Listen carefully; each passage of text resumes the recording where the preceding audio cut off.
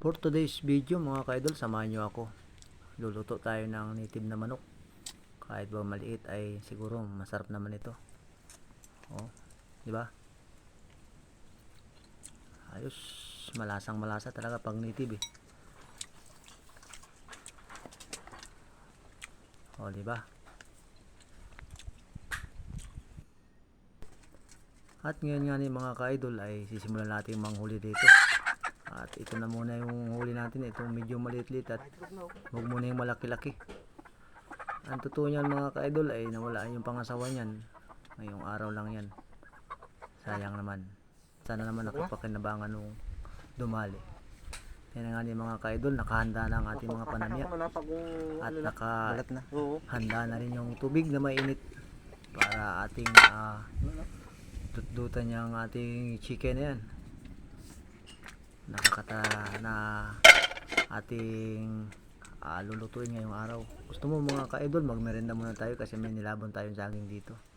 At habang nag-aantay nga ni magpainit ng tubig ay ako naman dito ay naglulupas ng niyog at ipupray nga natin. Ito nga naman aking taga-luto na si Kaputol, ayan, nilalablaban na, tinatanggal yung mga balibong mapino. Siyempre kailangan natin lablaban kasi may mga balibong maliliit. Pagkatapos nga niyan ay antay-antay muna tayo parang laboy lang. Laki. Maglinis niyan ay tayo muna ay gagawa ng ating gawain.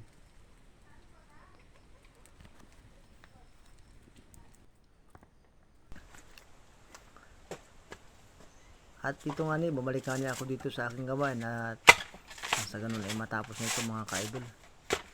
Itong aking nilipasan na kaunting niyog. At nang sa ganun ay maging pera na rin ito.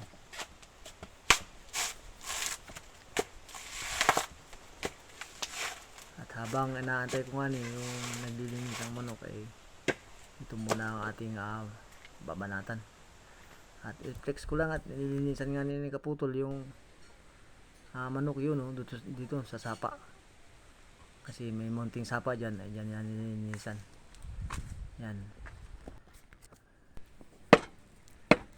Tapos ito nga ni, pakalinis ay tinantad na niya nga ni kaagad yung ating lulutuin ngayong araw na ito. At para makapanghanang halian na rin. Paminsan-minsan ay matikim din naman tayo ng ganito. Kasi iba lang yung inabang Kasi yung pangasawa na kasama niyan ay nawala ngayong araw din yan. Samantalang nandun pa kahapon. Ayan. Ang ganda natin ng linis kasi siyempre ang manok ay medyo malansa yan. Kahit pa sabihin natin native yan ay siyempre meron ding lansa yan, kaya linisan natin ng maayos. At yan na nga ni, pakalinis ay balik ko natin sa kaldero at namasangkot siya na nga ni yan. At handang handa na dito yung ating mga panamya May tanglad, may dilaw, may luya. At sa ganun ay talagang malasang malasa. At sabi ko nga ni Kaputol ay lagyan na ng asin nang lumasa na agad mamaya yung So yan, nagtutod na rin nga ni ng luya at saka itong dilaw. Sabi ko damihin na ng luya para mawala ang lansa. Sabi ko gagayatin lamang yung dilaw ay sabi ko tudturan na rin para mas maganda. Yan.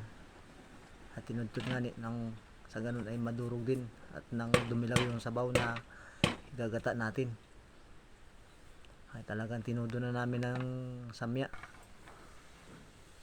Kahit baga parang labuyo lang yung ating niluto ay marami din naman ang karne ayo. Ayan na nga ni, nilagay na nga ni yung mga samya talaga namang sa samya pa lang ay panalo na. Diba? Huwag mo nang kunin. Yan yung ginataang native na manok sa dilaw. At ang ginamit namin dito mga ka-idol ay yung sabaw na ng niyog para medyo masuyo-suyo naman. Para yung kakain ay sawa kagad.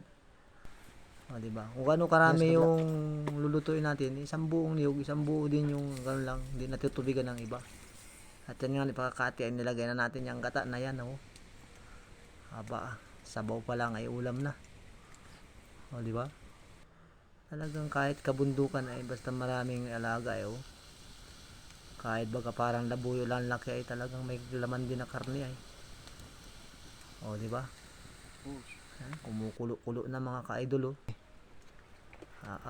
Naman. Ay, hindi na tayo gatiis nito sa gabi. O, yan, luto na. Hello?